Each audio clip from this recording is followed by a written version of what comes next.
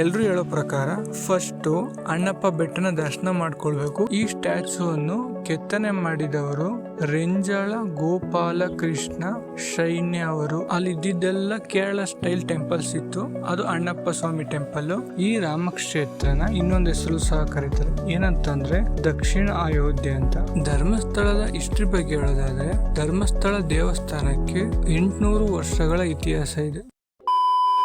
ನಾನಿವತ್ತು ಧರ್ಮಸ್ಥಳ ಮತ್ತೆ ಕುಕ್ಕೆ ಸುಬ್ರಹ್ಮಣ್ಯ ಟೆಂಪಲ್ಗೆ ಹೋಗ್ತಾ ಇದ್ದೀನಿ. ಹಾಗೆ ಆ ಟೆಂಪಲಿನ ನಿಯರ್ ಬೈ ಪ್ಲೇಸಸ್ ನ ಕವರ್ ಮಾಡ್ತೀನಿ ಅಂಡ್ ಆ ಪ್ಲೇಸಸ್ಗೆ ಹೇಗೆ ಹೋಗಿದ್ ಬರ್ಬೇಕು ಅಂತ ಸಹ ಈ ವಿಡಿಯೋದಲ್ಲಿ ಹೇಳ್ತೀನಿ. ನೀವೇನಾದ್ರೂ ಧರ್ಮಸ್ಥಳ ಕುಕ್ಕೆ ಸುಬ್ರಹ್ಮಣ್ಯ ಪ್ಲಾನ್ ಮಾಡ್ತಾ ಇದ್ರೆ, ನಾನು ಆಲ್ರೆಡಿ ಇನ್ಸ್ಟಾಗ್ರಾಮ್ ಅಲ್ಲಿ ಪೋಸ್ಟ್ ಹಾಕಿದ್ದೀನಿ. ಟ್ರಾನ್ಸ್ಪೋರ್ಟೇಷನ್, ಫುಡ್, ರೂಮ್ ಇದ್ರ ಬಗ್ಗೆ ಎಕ್ಸ್ಪ್ಲೈನ್ ಮಾಡಿದ್ದೀನಿ ಇನ್ಸ್ಟಾಗ್ರಾಮ್ ಪೋಸ್ಟ್ ಅಲ್ಲಿ.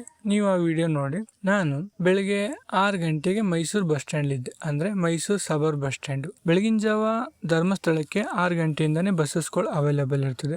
ಇವಿ ವೆಹಿಕಲ್ ಇಲ್ಲಾಂದ್ರೆ ಐರಾವತ ಬಸ್ಸಸ್ಗಳು ಅಂದ್ರೆ 8:30 ಸ್ಟಾರ್ಟ್ ಆಗುತ್ತೆ. ನೀವೇನಾದ್ರೂ ಬ್ಯಾಂಗ್ಳೂರಿಂದ ಹೋಗ್ತೀನಿ ಅಂತ ಅಂದ್ರೆ ಬೆಳಗಿನ ಜಾವ 4 ಗಂಟೆಯಿಂದಾನೇ ಧರ್ಮಸ್ಥಳಕ್ಕೆ ಬಸ್ಸಸ್ಗಳು ಅವೈಲೇಬಲ್ ಇರ್ತದೆ. ಅದು ಮೆಜೆಸ್ಟಿಕ್ ಇಂದ ಇರ್ತದೆ ಮತ್ತೆ ಸ್ಯಾಟಲೈಟ್ ಇಂದ ಧರ್ಮಸ್ಥಳಕ್ಕೆ ಹೋಗುತ್ತೆ. ಬೆಳಗಿನ ಜಾವ 6 ಗಂಟೆಗೆ ಬಸ್ಸು ಬಿಡ್ತು ಮೈಸೂರಿಂದ ಧರ್ಮಸ್ಥಳ. ಹೋಗಿದ್ದು ಮಧ್ಯಾಹ್ನ 2 ಗಂಟೆಗೆ, ಅಂದ್ರೆ ಟೋಟಲ್ 8 ಅವರ್ ಜರ್ನಿ ಇತ್ತು. Ticket price 320. ನಾನು ಹೋಗಿದ್ದು ಆಫ್ಲೈನ್ ಟಿಕೆಟ್ ತಗೊಂಡೋಗಿದ್ದೆ. ಹಾಗಾಗಿ ಒಂದು 10ರಿಂದ 12 ಸ್ಟಾಪ್ ಕೊಟ್ಟು ಧರ್ಮಸ್ಥಳಕ್ಕೆ ಮಧ್ಯಾಹ್ನ 2 ಗಂಟೆಗೆ ರೀಚ್ ಆದೆ.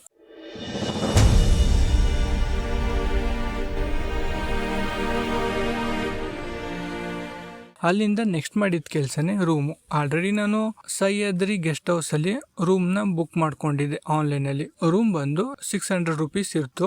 ಬುಕಿಂಗ್ ಚಾರ್ಜಸ್ ಬಂದು 100 rupees ಚಾರ್ಜ್ ಮಾಡಿದ್ರು. ಟೋಟಲ್ 700 rupees ಪೇ ಮಾಡಿದೆ. ರೂಮ್ ಕೆಪಾಸಿಟಿ 3 ಮೆಂಬರ್ಸ್ ಇರ್ಬೋದು, ಬಟ್ ನಾನು ಹೋಗಿದ್ದೆ ಒಬ್ನೇ. ಧರ್ಮಸ್ಥಳ ಬಸ್ ಸ್ಟ್ಯಾಂಡ್ ಇಂದ ಸಹ್ಯಾದ್ರಿ ಗೆಸ್ಟ್ ಹೌಸ್ 650 ಮೀಟರ್ಸ್ ಇದೆ ವಾಕಬಲ್ ಡಿಸ್ಟೆನ್ಸ್.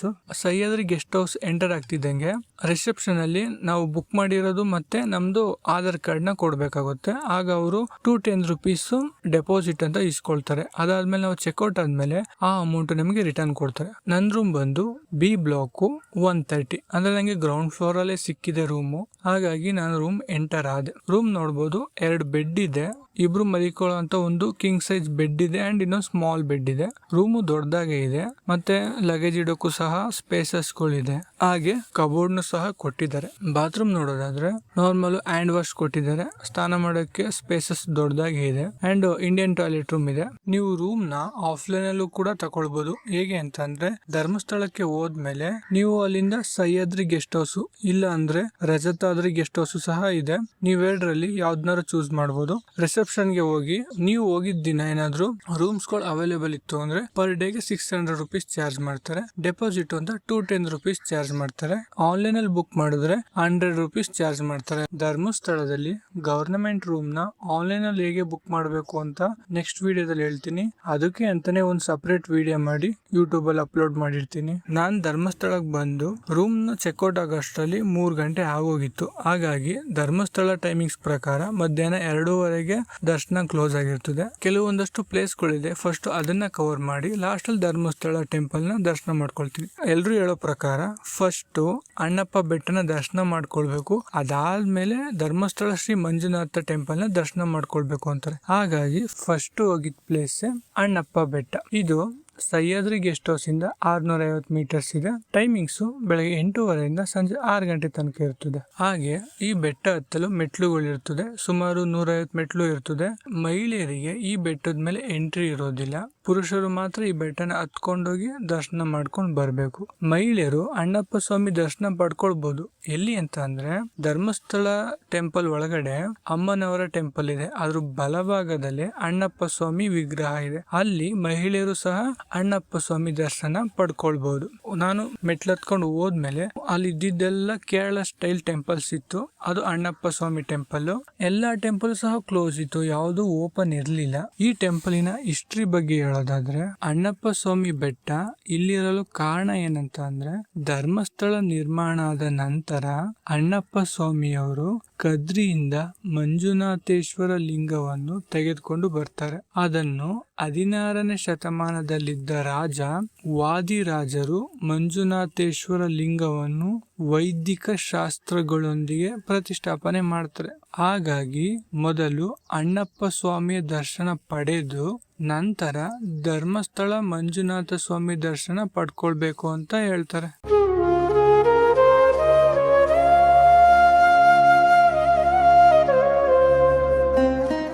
ಅಣ್ಣಪ್ಪ ಬೆಟ್ಟ ದರ್ಶನ ಮಾಡ್ಕೊಂಡಾದ್ಮೇಲೆ ನೆಕ್ಸ್ಟ್ ಹೋಗಿದ್ದೆ ಅದ್ರ ಆಪೋಸಿಟ್ ಇರೋ ಶ್ರೀ ಭಗವಾನ್ ಬಾಹುಬಲಿ ಮೊನಾಲಿಟಿಕ್ ಸ್ಟ್ಯಾಚು. ಇದು ಅಣ್ಣಪ್ಪ ಬೆಟ್ಟದಿಂದ 600 ಮೀಟರ್ ಇದೆ. ಟೈಮಿಂಗ್ಸ್ ಬೆಳಿಗ್ಗೆ 7 ಗಂಟೆಯಿಂದ ಸಂಜೆ 6:30 ತನಕ ಇರ್ತದೆ. ಹಾಗೆ ಇದು ಸಹ ಮೆಟ್ಲು ಇರ್ತದೆ, ಸುಮಾರು 200 ಮೆಟ್ಲು ಇರ್ತದೆ. ಮೆಟ್ಲು ಹತ್ಕೊಂಡು ಹೋಗ್ಬೋದು. ಇಲ್ಲ ಅಂದ್ರೆ ನಿಮ್ಮ ಹತ್ರ ಓನ್ ವೆಹಿಕಲ್ ಇತ್ತು ಅಂದ್ರೆ ನೀವು ಓನ್ ವೆಹಿಕಲ್ ಅಲ್ಲಿ ಬಾಹುಬಲಿ ಸ್ಟ್ಯಾಚು ಹತ್ರ ಬರ್ಬಹುದು. ಈ ಬಾಹುಬಲಿ ಸ್ಟ್ಯಾಚು ಬಂದು 39 ಅಡಿ ಎತ್ತರ ಇದೆ, ಅಂದ್ರೆ 11.9 ಮೀಟರ್ಸ್ ಹೈಟ್ ಇದೆ.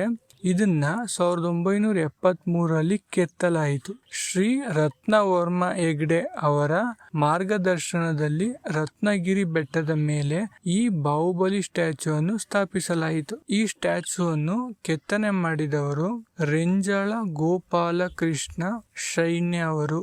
ಇದು 175 ಟನ್ ತೂಕ ಇದೆ. ಹಾಗೆ ಇದನ್ನ ಫೆಬ್ರವರಿ 1982ರಲ್ಲಿ ಅಂದಿನ ರಾಜನಾದ ಶ್ರೀ ವಿದ್ಯಾನಂದ ಮುನಿ ಮಹಾರಾಜರು ಈ ಸ್ಟ್ಯಾಚು ಅನ್ನು ಪ್ರತಿಷ್ಠಾಪಿಸಿದರು. ಇದು ಜೈನ ಧರ್ಮದ ಪ್ರಮುಖ ತಾಣವೆಂದು ಗುರುತಿಸುತ್ತದೆ.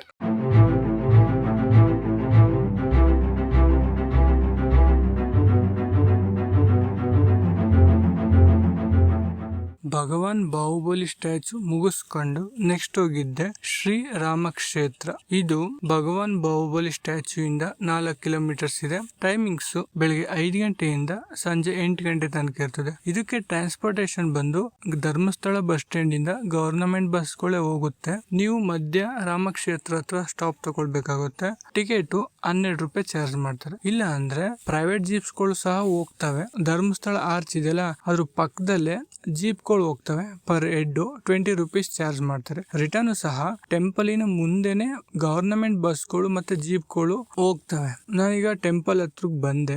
ರಾಮಕ್ಷೇತ್ರನ ಸ್ಥಾಪನೆ ಮಾಡಲು ಕಾರಣ ಏನಂತಂದ್ರೆ ಈ ರಾಮಕ್ಷೇತ್ರನ ಇನ್ನೊಂದು ಹೆಸರು ಸಹ ಕರೀತಾರೆ. ಏನಂತಂದ್ರೆ ದಕ್ಷಿಣ ಅಯೋಧ್ಯೆ ಅಂತ. ಈ ಕ್ಷೇತ್ರವು ಧರ್ಮಸ್ಥಳದ ಕನ್ಯಾಡಿಯಲ್ಲಿದೆ. ಇದು ಭಗವಾನ್ ರಾಮನನ್ನು ಗೌರವಿಸಲು 1978ರಲ್ಲಿ ಸ್ಥಾಪಿಸಿದರು. ಹಾಗೆ ಇದು 3 ಮಹಡಿ ಇದೆ, ಅಂದ್ರೆ 3 ಫ್ಲೋರ್ ಇದೆ. ಗ್ರೌಂಡ್ ಫ್ಲೋರ್ ಅಲ್ಲಿ ಭಜನೆ ಮತ್ತು ಧ್ಯಾನ ಮಾಡೋಕೆ ಯೂಸ್ ಮಾಡ್ತಾರೆ. ಫಸ್ಟ್ ಫ್ಲೋರ್ ಅಲ್ಲಿ ದೇವರ ವಿಗ್ರಹಗಳನ್ನು ಸ್ಥಾಪನೆ ಮಾಡಿದ್ದಾರೆ. ಯಾವ್ಯಾವ್ದಿದೆ ಅಂದ್ರೆ ರಾಮ, ಸೀತೆ, ಶಿವ, ಪಾರ್ವತಿ, ಗಣಪತಿ, ಆಂಜನೇಯ, ಶಿರ್ಡಿ ಸಾಯಿಬಾಬಾ, ಈ ತರ ಇನ್ನೂ ಹಲವಾರು ದೇವರುಗಳ ವಿಗ್ರಹಗಳಿವೆ. 2ನೇ ಫ್ಲೋರ್ ಅಲ್ಲಿ ವಿವಿಧ ದೇವರು ಮತ್ತು ದೇವತೆಗಳ ವಿಗ್ರಹಗಳನ್ನು ನೋಡಬಹುದು.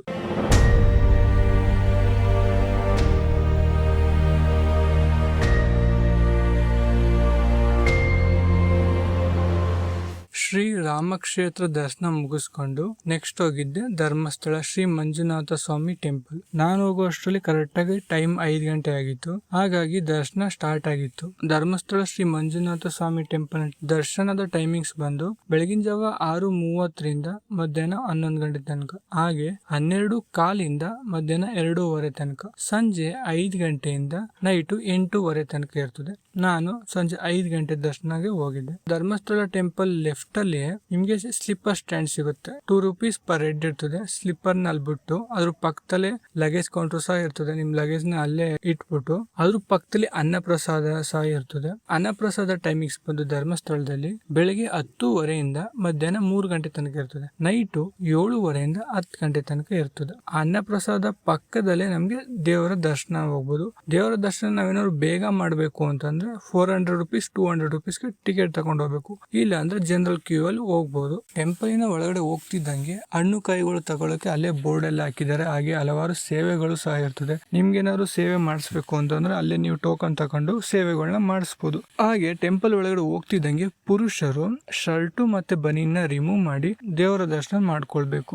ಧರ್ಮಸ್ಥಳ ದರ್ಶನ ಬಂದು ನನಗೆ 1 hour ಅಲ್ಲಿ ಆಯ್ತು. ಆ ಟೈಮಲ್ಲಿ ಜನ ಅಷ್ಟೊಂದು ಇರ್ಲಿಲ್ಲ. ನಾನು ಧರ್ಮಸ್ಥಳಕ್ಕೆ ಸಂಜೆ 6 ಗಂಟೆಗೆ ಹೋಗಿದ್ದೆ. 7 ಗಂಟೆ ಅಷ್ಟರಲ್ಲಿ ನನ್ನ ದರ್ಶನ ಆಯ್ತು. ಅದಾದ್ಮೇಲೆ 7:15 ನಾನು ಅನ್ನಪ್ರಸಾದಕ್ಕೆ ಹೋಗಿದ್ದೆ. ಅನ್ನಪ್ರಸಾದ ಪ್ರತಿದಿನವೂ ಬೇರೆ ಬೇರೆ ರೀತಿಯ ವಿಧವಾದ ಅನ್ನಪ್ರಸಾದವನ್ನು ಧರ್ಮಸ್ಥಳದಲ್ಲಿ ಮಾಡ್ತಾರೆ.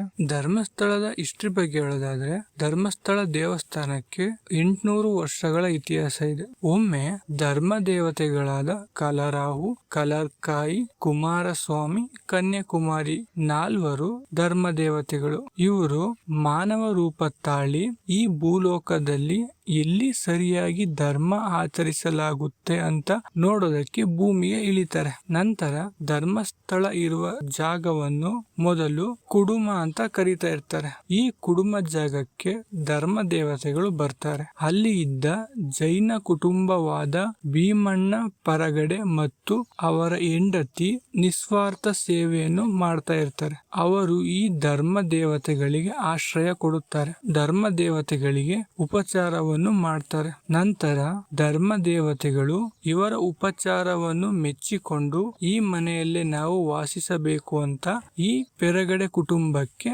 ಹೇಳ್ತಾರೆ. ನಂತರ ಒಂದು ಮಾತು ಆಡದೆ ಪೆರಗಡೆ ಕುಟುಂಬದವರು ಬೇರೆ ಕಡೆ ಮನೆಯನ್ನು ನಿರ್ಮಾಣ ಮಾಡಿಕೊಳ್ತಾರೆ. ಹಾಗೆ ಧರ್ಮ ದೇವತೆಗಳಿಗೆ ನೆಲೆಸಲು ಅವಕಾಶ ಮಾಡಿಕೊಡ್ತಾರೆ. ನಂತರ ಪೆರಗಡೆಯ ಕುಟುಂಬದ ಧರ್ಮ ದೇವತೆಗಳು ಹೇಳ್ತಾರೆ ಇಲ್ಲಿ ಶಿವಲಿಂಗವನ್ನು ಪ್ರತಿಷ್ಠಾಪನೆ ಮಾಡಬೇಕು ಅಂತ.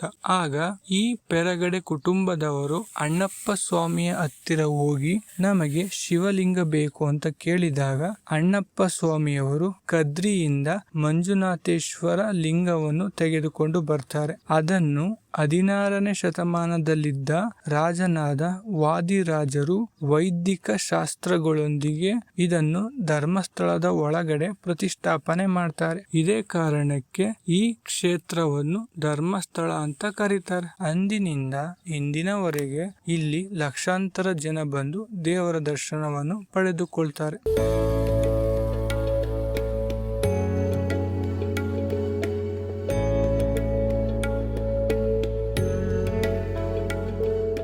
ಹಾಗೆ ಇಲ್ಲಿನ ಪ್ರಸಾದಗಳು ಪಂಚಕಜಾಯ, ಬೆಲ್ಲದ ಕಾಯಿ ಪ್ರಸಾದ, ಕಲ್ಲು ಸಕ್ಕರೆ ಮತ್ತು ಒಣ ದ್ರಾಕ್ಷಿ, ಕುಂಕುಮ, ತೀರ್ಥ ಬಾಟಲು. ಇದನ್ನ ನೀವು ತಗೊಳ್ಬೇಕು ಅಂದ್ರೆ ಕ್ಯಾಶ್ ಕೊಟ್ಟರು ಸಹ ಇದು ಸಿಗುತ್ತೆ. ಅನ್ನಪ್ರಸಾದ ಮುಗಿಸ್ಕೊಂಡು ಈಚೆ ಬರ್ತಿದ್ದಂಗೆ ಆನೆಗಳನ್ನ ನೋಡಿದೆ. ಇದು ಧರ್ಮಸ್ಥಳದ ಆನೆಗಳು. ಬೆಳಗಿನ ಜಾವ ಆನೆಗಳು ಈಚೆ ಬರಲ್ಲ, ಯಾಕಂದ್ರೆ ಅಷ್ಟೊಂದು ಬಿಸಿಲಿರ್ತದೆ. ಹಾಗಾಗಿ ಸಂಜೆ ಇಲ್ಲ ನೈಟ್ ಆನೆಗಳನ್ನ ವಾಕಿಂಗ್ ಮಾಡ್ಸಕ್ಕೆ ಕರ್ಕೊಂಡು ಬರ್ತಾರೆ. ಇದನ್ನೆಲ್ಲ ಮುಗಿಸ್ಕೊಂಡು ರಿಟರ್ನ್ ನಾನು ಹೋಗಿದ್ದೆ ಸಹ್ಯಾದ್ರಿ ಗೆಸ್ಟ್ ಹೌಸ್. ನನ್ನ ರೂಮ್ ಹತ್ರಕ್ಕೆ ಹೋಗಿ ಇವತ್ತೊಂದು ದಿನನ ಎಂಡ್ ಮಾಡಿದೆ. ಹಾಗೆ ನಾಳೆ ಸೌತಡ್ಕ ಶ್ರೀ ಮಹಾಗಣಪತಿ ಟೆಂಪಲ್ ಮತ್ತೆ ಕುಕ್ಕೆ ಸುಬ್ರಹ್ಮಣ್ಯ, ಅದ್ರ ಜೊತೆಗೆ ಇನ್ನೊಂದ್ 2 ಪ್ಲೇಸಸ್ಗಳಿದೆ. ಅದನ್ನ ನೆಕ್ಸ್ಟ್ ವಿಡಿಯೋದಲ್ಲಿ ಕವರ್ ಮಾಡ್ತೀನಿ. ಈ ವಿಡಿಯೋ ಇಷ್ಟಕ್ಕೆ ಎಂಡ್ ಆಗುತ್ತೆ. ಓಕೆ ಫ್ರೆಂಡ್ಸ್, ಬಾಯ್.